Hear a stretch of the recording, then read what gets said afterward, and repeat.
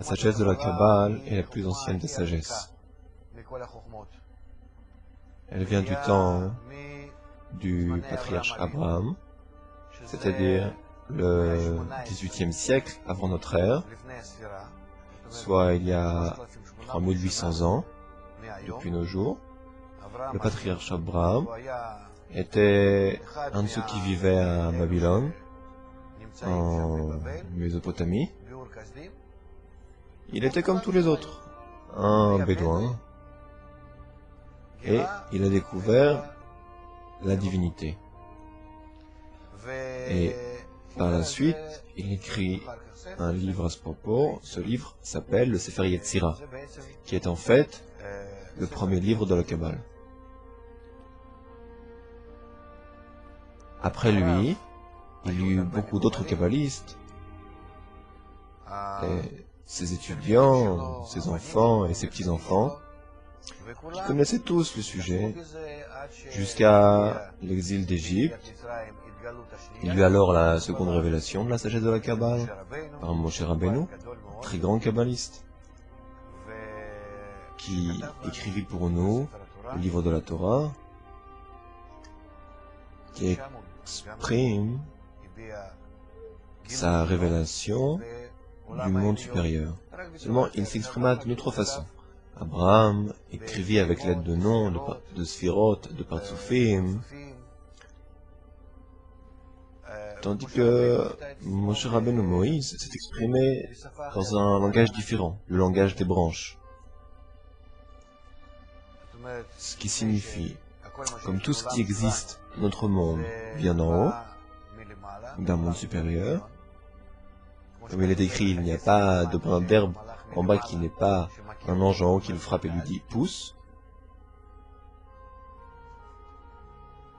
Par conséquent, il y a une parfaite adéquation entre le monde supérieur et notre monde. Et ici, dans notre monde, nous avons un langage et un nom pour chaque détail que nous avons en face de nous. Nous pouvons donc prendre ces termes et s'élever vers un monde supérieur, et là, nommer tout ce qui a lieu dans ce monde supérieur, avec des noms de ce monde. C'est ce qu'a fait Moshe Rabbeinu, c'est ce qui s'appelle la langue des branches.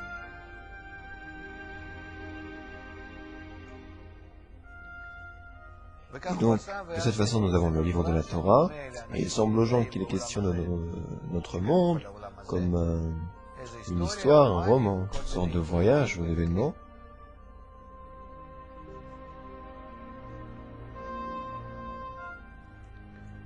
Et ceux qui se trouvent dans le monde supérieur voient ce que Moshe Rabbeinu avait réellement écrit, et ils voient qu'il ne parle pas du tout de ce monde, mais de ce qui se trouve dans le monde supérieur, la providence supérieure, la direction d'en haut, les âmes et le système supérieur.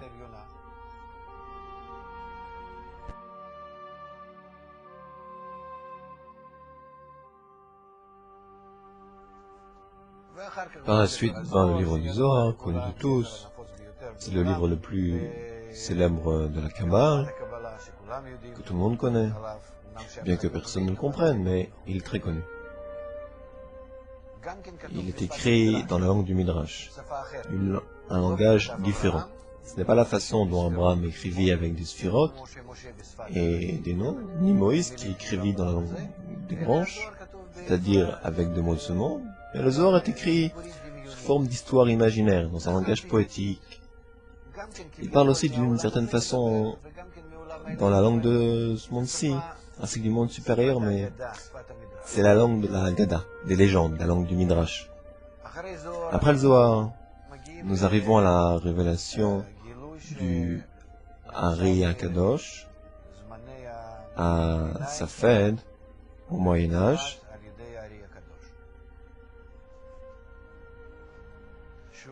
Il n'a par lui-même rien écrit, tout ce qui nous reste de lui, ce sont les écrits du Rav Chaim Vital, son étudiant. Toute la Kabbale moderne provient de lui. Par la suite, après la période du chassidisme et le développement de la Kabbale au XVIIe et XVIIIe siècle, Ce développement nous mène au Bala Sulam, qui, à notre époque, a fait un commentaire sur le livre du Zohar et les écrits du Hari.